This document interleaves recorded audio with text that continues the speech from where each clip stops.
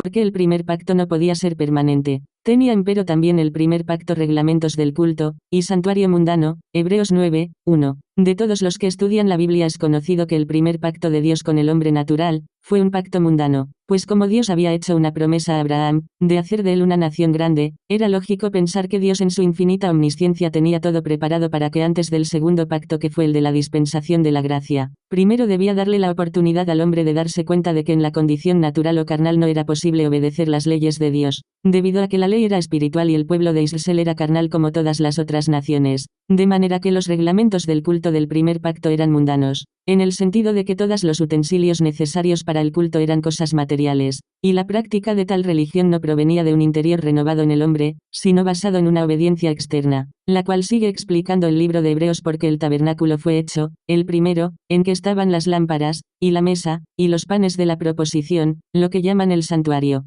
Tras el segundo velo estaba el tabernáculo, que llaman el lugar santísimo, el cual tenía un incensario de oro, y el arca del pacto cubierta de todas partes alrededor de oro, en la que estaba una urna de oro que contenía el maná, y la vara de Aarón que reverdeció, y las tablas del pacto, y sobre ella los querubines de gloria que cubrían el propiciatorio, de las cuales cosas no se puede ahora hablar en particular, y estas cosas así ordenadas, en el primer tabernáculo siempre entraban los sacerdotes para hacer los oficios del culto, mas en el segundo, solo el pontífice una vez en el año, no sin sangre, la cual ofrece por sí mismo, y por los pecados de ignorancia del pueblo, dando en esto a entender el Espíritu Santo, que aún no estaba descubierto el camino para el santuario, entre tanto que el primer tabernáculo estuviese en pie, lo cual era figura de aquel tiempo presente, en el cual se ofrecían presentes y sacrificios que no podían hacer perfecto, cuanto a la conciencia, al que servía con ellos, Hebreos 9:2 a 9. De manera que el tabernáculo contenía el lugar santo que era donde los sacerdotes hacían los servicios y luego el lugar santísimo donde el sumo sacerdote ofrecía y esparcía la sangre de los animales sacrificados para expiar el pecado de la nación, una vez al año. Esto debía hacerse continuamente hasta que el tiempo de la corrección llegara consistiendo solo en viandas y en bebidas, y en diversos lavamientos, y ordenanzas acerca de la carne, impuestas hasta el tiempo de la corrección, Hebreos 9, 10.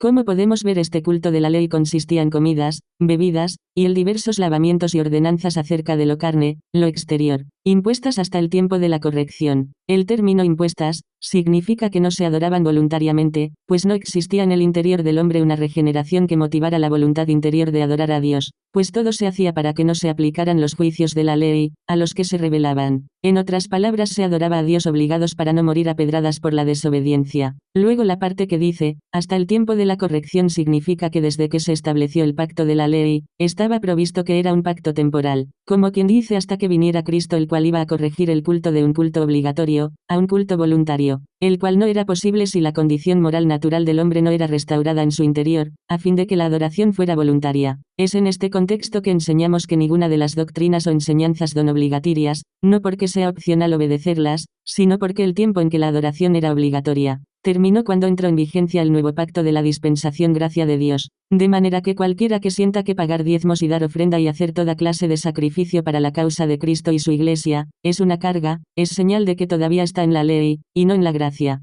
porque la ley fue dada a un pueblo irregenerado que dolo de esa manera puede obedecer. En cambio los que están bajo la gracia procuran adorar a Dios voluntariamente con todos los medios posibles o a su alcance. A Edo se refiere a Pablo cuando dice, sabemos empero que la ley es buena, si alguno usa de ella legítimamente, conociendo esto, que la ley no es puesta para el justo, sino para los injustos y para los desobedientes, para los impíos y pecadores, para los malos y profanos, para los parricidas y matricidas, para los homicidas, para los fornicarios, para los sodomitas, para los ladrones de hombres, para los mentirosos y ladrones de hombres, para los mentirosos y perjuros. Y si hay alguna otra cosa contraria a la sana doctrina, según el Evangelio de la gloria del Dios bendito, el cual a mí me ha sido encargado, y doy gracias al que me fortificó, a Cristo Jesús nuestro Señor, de que me tuvo por fiel, poniéndome en el ministerio, habiendo sido antes blasfemo y perseguidor e injuriador, mas fui recibido a misericordia, porque lo hice con ignorancia ni credulidad. Mas la gracia de nuestro Señor fue más abundante con la fe y amor que es en Cristo Jesús, palabra fiel y digna de ser recibida de todos, que Cristo Jesús vino al mundo para salvar a los pecadores, de los cuales yo soy el primero. 1 Timoteo 1, 8 a 15. Al considerar estos puntos de vista, llegamos a la conclusión de que el judaísmo mesiánico, ni ningún otro tipo de judaísmo, tiene nada que enseñar a la Iglesia del Nuevo Pacto, porque ellos desconocen la adoración voluntaria, por lo cual no es correcto andarse codeando con el judaísmo porque lo que ellos buscan desde tiempos de Pablo es traer de regreso al legalismo de la ley a la Iglesia de Dios, y algunos de nosotros ya decidieron unirse al judaísmo, al no entender de qué manera es que el judaísmo fue el pueblo escogido como de Dios, en el primer pacto, pues ellos fueron escogidos de entre todas las demás naciones gentiles, para ser una figura o un tipo y sombra de la realidad que vino a ser la Iglesia de Dios después de la corrección.